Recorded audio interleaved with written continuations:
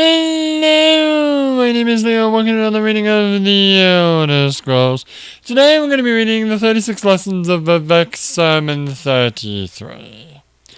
When Vivec left the Litany Hall of False-Thinking Temple, where he had brooded for so long, creating the scripture of the pounding light, and went back to the space that was not a space, from the provincial house he looked into the middle world to find the seventh monster, called Lyrock. Lyrock was born of Vivec's second aperture, and was thrown out of the pomegranate banquet by a member of the Sweeps, another forgotten guild. The Sweep did not take it for the monster that it was, and so he did not expect it to fly from his hand and into the heavens. I am born of golden wisdom and powers that should have forever been alike. With this nature I am invited into the hidden heaven, by which he meant the scaled blanket, made of knot stars, whose number is 13. Lyrock became full of foolishness, haggling with the void ghost, who hides in the religions of all men. The void ghost said, "Stay with me 100 years, a full 100 years, and I will give you a power that no divinity will dare disobey." But before the 100 years was up, Vivec was already looking for Lyrock, and found him. "Stupid stone," Vivec said.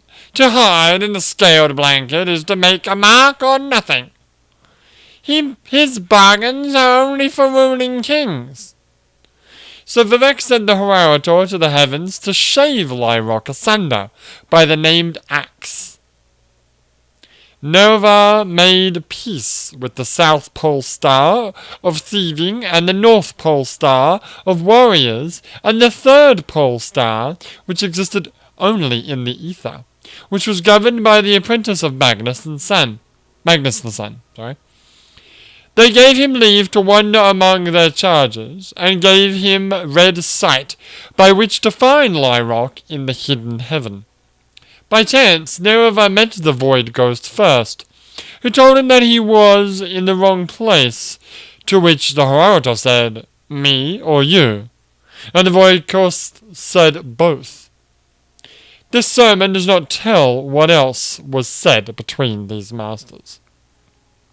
Lyrock, however, used the confusion to launch his own attack on the city god Vivec. He was hastened by all three of the Black Guardians, who wanted him swiftly gone, though they meant no hostility to the Lord of the Middle Air. The citizenry of Vivec screamed as they saw a shooting star come down from the sky hole like a toll road of hell. But Vivec merely raised his hand and froze Lyrock just above the city, and then he pierced the monster with Muthra.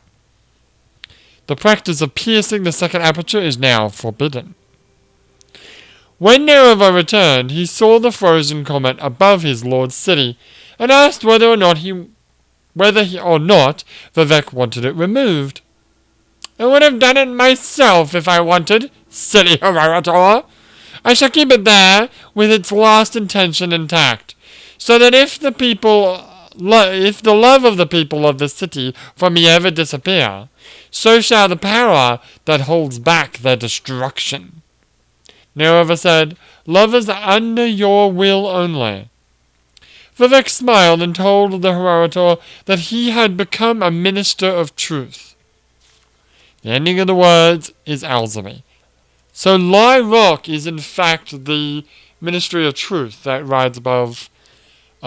sits above Vivec. Now, here's the interesting question. He said that if the love for Vivec would ever to be disappeared, then Lyrock would destroy the town. I killed Vivec. He's dead now. But it's still up there. Perhaps it's because the love of Vivec is still there. Like, I sure as shit don't love him. But the rest of the world kind of does. Maybe. It's really annoying.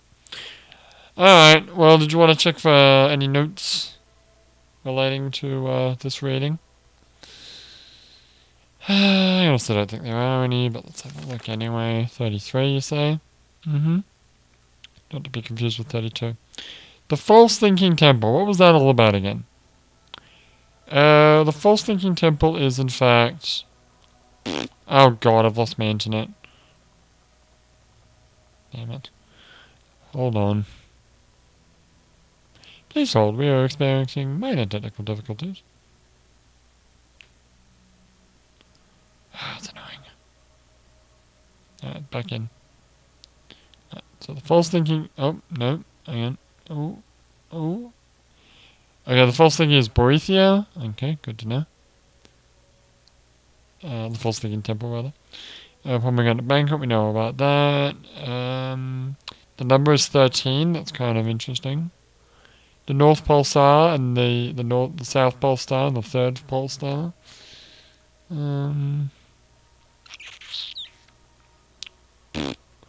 Okay. Well, let's have a look at...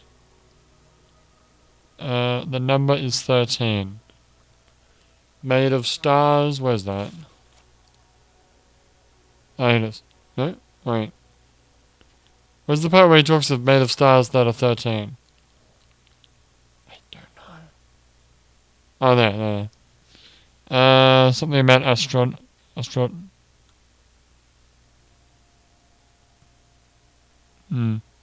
tells me nothing. Okay. Alright, what about the third pole star? What's that about? Julianus is the third pole star, apparently. What about the North Pole Star? Well, the North Pole Star would be, thieving. You mean the South Pole Star? Yes, I'm sorry. Is RK. Why is RK related to thieving? And the North Pole Star of Warriors is Akatosh. Okay. Whatever. What else you got? Their destruction. Here. The Red Year. What's the Red Year? Fourth Era 5. Came to be known as the Red Year due to the fulfillment of the Nerovine prophecy and the disappearance of Vivec in the late Third Era. With the warrior poet Tribune gone, there was nothing holding back Bardu in place over Vivec City. An ingenuum powered by souls was created to hold the moon in place, which worked until the first few years of the Forced Era, where a Dunmer named Sol destroyed the ingenuum in an attempt to save his lover.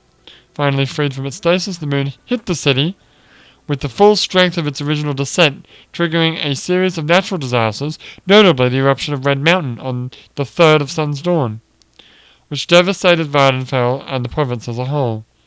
Vivec City was annihilated, and in its place nothing remained but scorched earth and boiling waters, now known as Scathing Bay. Alderin, Balmoral, Nishis, and Sadath Mora likewise are no longer standing. Even Frostmoth in southeastern Solstan was wiped away. Places farther out mainland like Tia were similarly devastated by earthquakes and major flooding, and roads far to the south in Blackmarsh were destroyed. In the intermediate aftermath, many Outlander Dunmer returned home to help their people, despite the fact that it was almost impossible to breathe the air. Major relief efforts poured out of Mournhold, which survived the blast almost unscathed. The efforts led by House Redorin and many settlements were rebuilt, including Balmoral, in the following years. However, the Argonian armies of Black Marsh used the opportunity to take vengeance on the Dunmer, who had been enslaving Argonians for thousands of years, and pillaged southern Morrowind. For years afterwards, Dunmer fled across Tamriel, seeking refuge, with many relocating to Skyrim and the small island of Solstheim, northwest of Vardenfell. Although the Argonians eventually returned to Blackmarsh, and the Dunmer began the process of rebuilding Mournhold. Morrowind's capital was permanently moved to the Redoran stronghold of Blacklight, far to the north. So it did fall, yes, but just not yet. Well, it's obviously not going to fall in my game, but I'll tell you what, like the second after I stop playing the game, it'll fall down and bad things will happen. No, you're mistaken. Vivec disappears at the end, sometime in the end of the third era, right? When that happens, some people, use some kind of magic spell to keep it in the air. But that magic spell gets broken by some dickhead in I don't know, at the beginning, sometime at the beginning of the fourth era. I guess the third of Sun's Dawn, on the 5th year of the fourth era. Interesting. And it's the fulfillment of the Nerevan prophecy. Wait, the Nerevan prophecy is the destruction of everyone? Let's find out. Well, I really don't want to keep these too long. Yes, I know, but this is just a little bit of extra information for people who are interested in a little bit of extra information. Nagasta. No, I wanted to know about the Nerevan, you motherfucker. Oh god. Telling me all these NAs. Come on, no, Nerevan, where's the there it is. Believe the hang on, we go back, some more. That's Nerevan. Nerevan. Believes the reading of case, yada yada yada. Ended the Blight, defeated Agatha, along with that other things. Rumours swirled about the end of the third era that the Nerevan went on an expedition to Akavar and was not heard of ever since. He went to Akavar? Huh. That's interesting. Anyway, this has been the 36 Lessons of Vivec, Sermon 33. We will do another reading very shortly, but for now, my name is Leo, and I will see you next time.